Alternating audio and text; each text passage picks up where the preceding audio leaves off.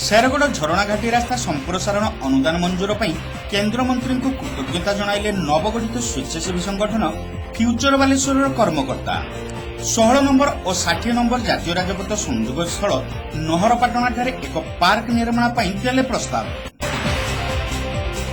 केवल सहर मध्य सीमित समाजसेवा को जिला स्तर में पहुंचाइबा उद्देश्य नवगठित स्वेच्छासेवी संगठन फ्यूचर बालेश्वर एक प्रतिनिधि दल केन्द्रमंत्री प्रताप चंद्र षडंगी को सौजन्यमूलक साक्षात करने सह बालेश्वर जिलार विभिन्न समस्या संपर्क में अवगत करिसेंति। स्थानीय सर्किट हाउस ठारे अनुष्ठित एक बैठक में संगठनर कर्मकर्ता वरिष्ठ आईनजीवी विजय कुमार पाणिग्राही, श्रमिक नेता दुकुल चंद्र घड़ई, विजय कुमार प्रधान प्रमुख जोगदी जिलार विभिन्न सरकारी योजना कार्यकारी रे उपजिथिबा समस्या और एहार समाधान संपर्क में मंत्री श्री षडंगी को अवगत करथिले। विशेषकर शेरगढ़ झरणाघाटी पर्यंत 4 लेन विशिष्ट रास्ता निर्माण और बालेश्वर सेक्शन गौडुणी पोखरी छकरू शेरगढ़ मध्य एक अंडरपास निर्माण पर केन्द्र 125 कोटी टंका अनुदान मंजूर निमंते संगठनर कर्मकर्ता माने मंत्री श्री षडंगी को कृतज्ञता ज्ञापन करथिले।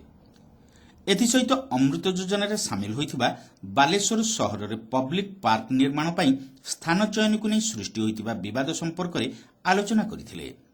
तेबे बालेश्वर सहर उपकंठ 16 नंबर और 60 नंबर जातीय राजपथर संयोग स्थल नहरपाटना ठारे आवश्यक भित्तिभूमि थिबा बेले सेठारे पार्क निर्माण पर फ्यूचर बालेश्वर कर्मकर्ता माने प्रस्ताव देथिले। एही जमी जातीय राजपथ कर्तृपक्षक अधीन रे थिबा बेले एने उचित पदक्षेप नेबाकू सेमाने मंत्री श्री षडंगी को निवेदन करथिले। एही अवसर रे सेमाने एक स्मारक पत्र मंत्री को प्रदान करथिले। गोटे पवित्र पुण्य तिथि आज प्रथमाष्टमी आमर हिंदू धर्मर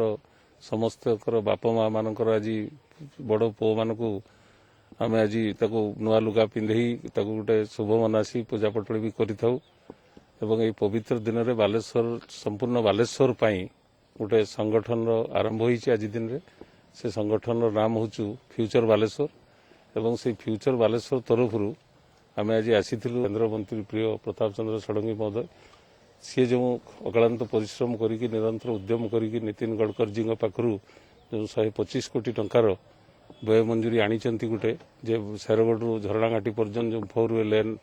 रोड हम एवं जो गोटे अंडरपास रोड टे गोटे हम आपंकर बाईपास भली अंडरग्राउंड हम गौडुणी पुखर शेरगढ़ पर्यंत सेटाई आम आज आंतरिक शुभेच्छा जनवाक आसलु। बालेश्वरवासी तरफ धन्यवाद देवाक आसी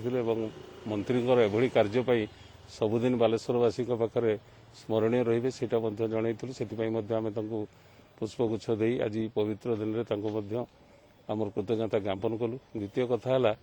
आज जो नुआ संगठन टी आरंभ है ये संगठन उद्देश्य या जे आप देखते जिते संगठन हो बालेश्वर सहर भितर संगठन हो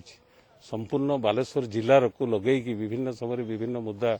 लोकलोचन को अणा जाऊनी बा सरकार दृष्टि की अणा जाऊना तेणु ताको लक्ष्य करी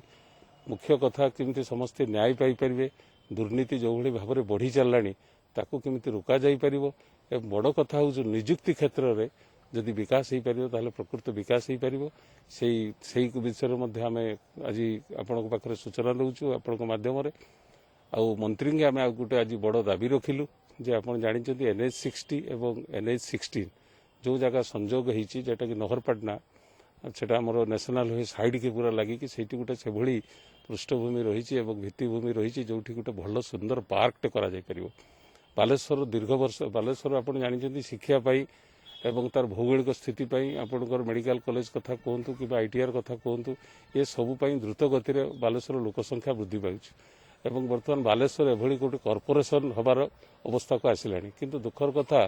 जे गोटे पार्क ना तेणु लोकंर आमोद प्रमोद लोक मैंने बहुत हैरान हरकत होते गोटे व्यवस्था किसी ना एवं ताकू ही लक्ष्य रखिकी आम आज फ्यूचर बालेश्वर संगठन तरफ आम दाबी रखुचु माननीय मंत्री महोदय के पाखे जेहेतु एटा नेशनल हाईवे अथॉरिटी कर जगह जेटा एवं सी चाहिए ही एटा गोटे बड़ प्रकल्पटा यहाँ करदे पारे। तबे आगामी दिन में उचित पदक्षेप नियाजिबो बोली मंत्री संगठनर कर्मकर्ता प्रतिश्रुति देथिले।